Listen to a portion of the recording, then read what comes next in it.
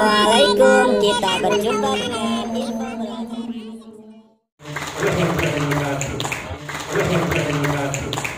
Kalau planet dalam satu orbit akan terjadi tabrakan. Nah begitu juga di dalam Al-Quran dikatakan bahwa manusia diciptakan seperti planet yang masing-masingnya punya orbit masing-masing dan punya tempat masing-masing, dan tidak satu pun tempat ditempati oleh dua manusia yang berbeda sekalipun kembar siam.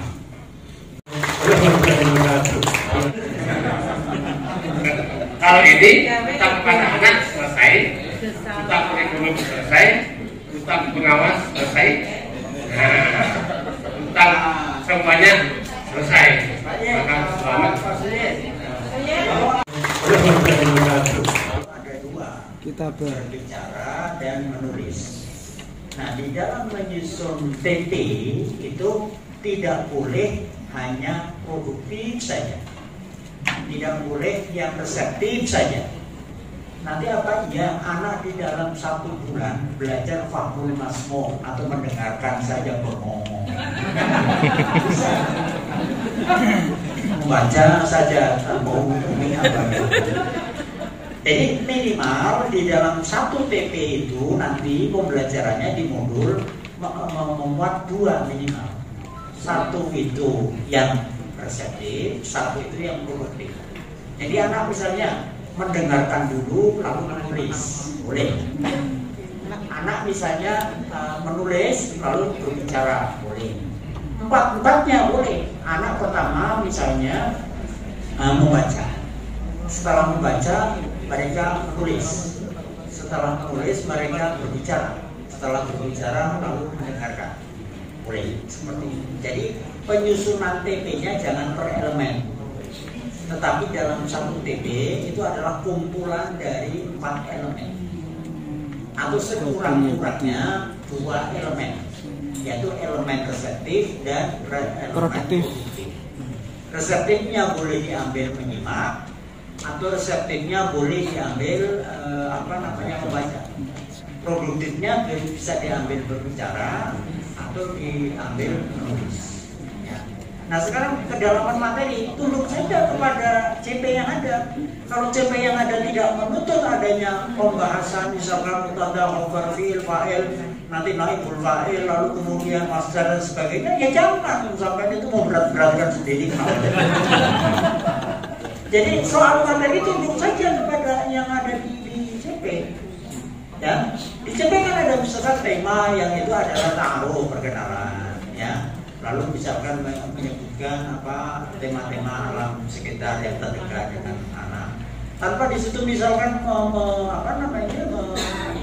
mempersyaratkan harus ada pembahasan nahwu sorok, apalagi dengan alfiah lah repot lagi. Nanti anak sanawiyah diajari kita jadi orang repot itu nanti. Assalamualaikum warahmatullahi wabarakatuh. Atur nuhun atas apa yang dijelaskan oleh Pak narasumber tadi 2. Oke, jadi mindset saya tentang kurikulum merdeka ini alhamdulillah sudah berubah. Alhamdulillah tadi. Meskipun terlambat saya mungkin, tapi saya lebih bisa memahami dan insya Allah saya sebagai pengawas juga siap mengawal kurikulum merdeka ini.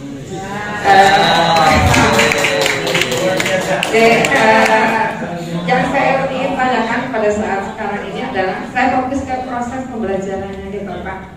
Dari tadi mungkin saya belum dapat gambaran seperti apa mengolah anak-anak yang jumlahnya 30 dengan keunikan masing-masing.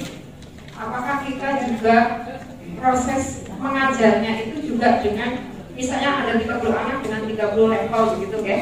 Apakah ada pengelompokan tertentu ketika pada saat kita harus mengajarnya begitu? Apakah kan tidak boleh katanya tadi satu ruang yang sama, kemudian modul yang sama, kemudian model yang sama begitu tadi disampaikan. Saya bisa membayangkan seandainya di dalam kelas itu dengan berbagai macam level anak, guru itu bingung kalau menurut saya. Kalau saya jadi guru itu mungkin bingung ya Bapak, karena saya nanti Pak Sun bisa nambahin. Jadi kita tentunya berbicara dari sumber daya yang ada dan ilmu yang ada Bu ya. Saya kira teman-teman guru itu kan belajar yang namanya statistik. Saya kira pastilah. Kecuali bulan Bapak mungkin dari SD langsung S3, jadi nggak dapat apa. Tapi kalau belajar S1 dan sebagainya, saya kira semuanya. Nah di statistik itu kan ada kurva normal ya.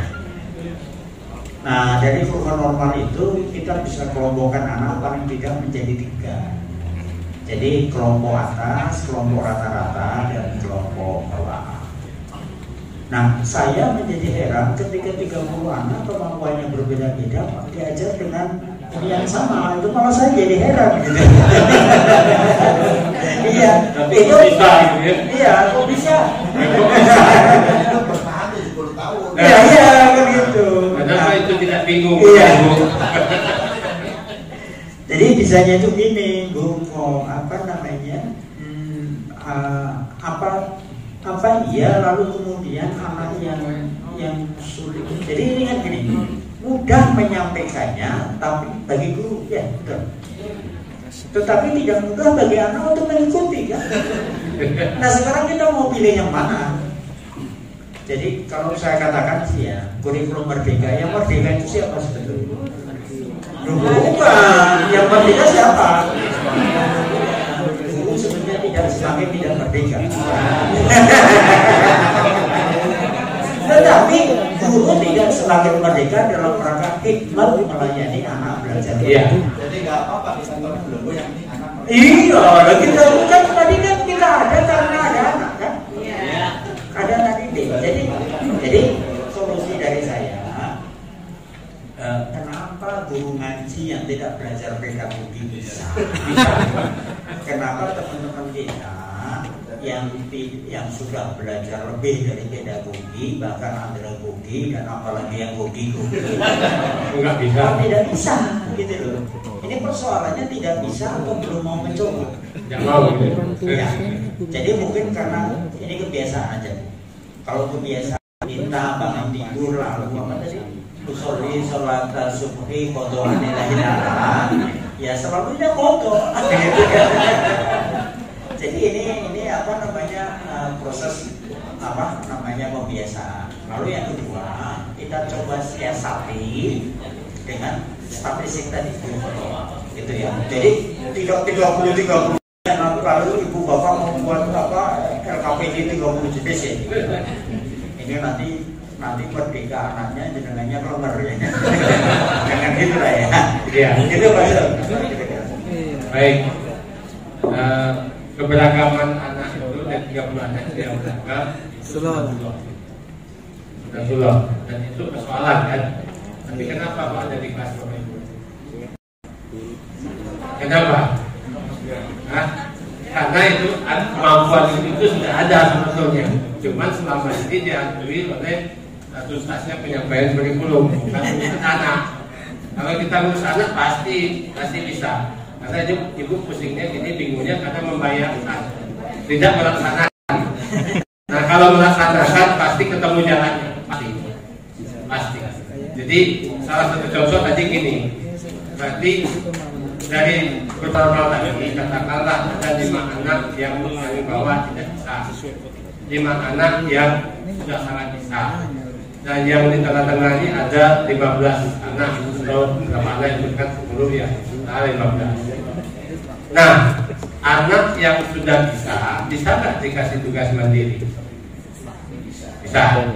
Kemudian yang di tengah-tengah ini kira-kira bisa nggak dikasih tugas mandiri juga? Nah, yang perlu dibimbing betul-betul dibimbing yang mana? Yang loh. Berarti dari 30 anak itu yang betul-betul murid ibu itu hanya 5 anak yang di bawah ini. Yang ini. Sekarang kita jatuhkan dengan ya kita lihat saja kan secara. Nah ternyata ini dulu.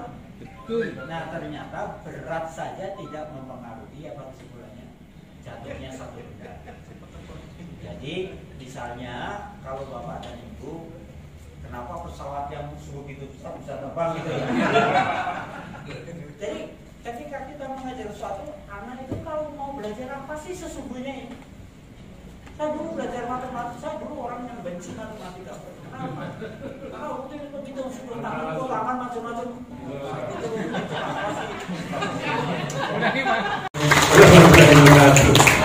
Saat itu kami mengharapkan komnya selesai, kemudian juga CPA TP-nya selesai, bahkan sampai yang belum sempat terbahas Pak, karena menariknya tadi tentang proyeknya Pak. Proyek sama sekali belum kita singgung. Untuk itu dari apa yang sudah kita dapatkan tadi, mudah-mudahan ini memberikan pencerahan awal. Selanjutnya nanti tetap kami mohon izinnya untuk mengganggu para narasumber. Kami akan terus berkomunikasi, mungkin entah lewat daring ataupun lewat Pak Yitman. Hasil dari teman-teman yang belum sempat kita bahas nanti kami mohon untuk bisa dicek, supaya kami nanti tidak salah dalam melangkah, sehingga dosanya semakin banyak di bawah juga Pak Yitman. Yang kita berikan ke anak-anak jangan sampai salah lagi. Dan Bapak Ibu semangat ya, semangat pulang. Insya Allah ini semuanya semangat untuk melaksanakan ini. Ini bagi Puskur, mudah-mudahan jadi bukti bahwa di daerah pun bahkan yang lintas lembaga madrasah siap untuk melaksanakan kurikulum merdeka, tetapi mohon tetap ada bimbingannya Pak. Mungkin itu saja dari kami. Mohon maaf kalau ada kekurangan kami dalam menyambut bapak-bapak semuanya. Demikian juga kalau ada hal yang mungkin kurang berkenan dalam kami menanggapi tadi. Jadi kan kalau etikanya itu yang namanya kopral itu tidak pernah salah. Yang salah itu jenderal ya. Jadi kira-kira gitu. Mudah-mudahan saya, Pak Zul dan para penjata diampuni oleh Allah Subhanahu wa Ta'ala atas segala kekeliruan dan kesalahan selama ini. Dan sekali lagi dalam perubahan dimanapun tidak pernah terjadi secara individual, tetapi harus secara kolegial. Jadi mari seperti apa yang Ibu Bapak amankan dari sisi perubahan ini supaya pada track yang benar, punya nilai spiritual. Kami tidak punya arti apa-apa kalau tidak ada dukungan dari kemenang. Ya Pak Zul ya. Jadi mari kita bersama-sama kami dukung sehingga kami bisa bicara nanti ke Pak Menteri. Kami dari kalangan pendidikan yang berciri khas keagamaan berapa dukungan dari sekian ini sekian.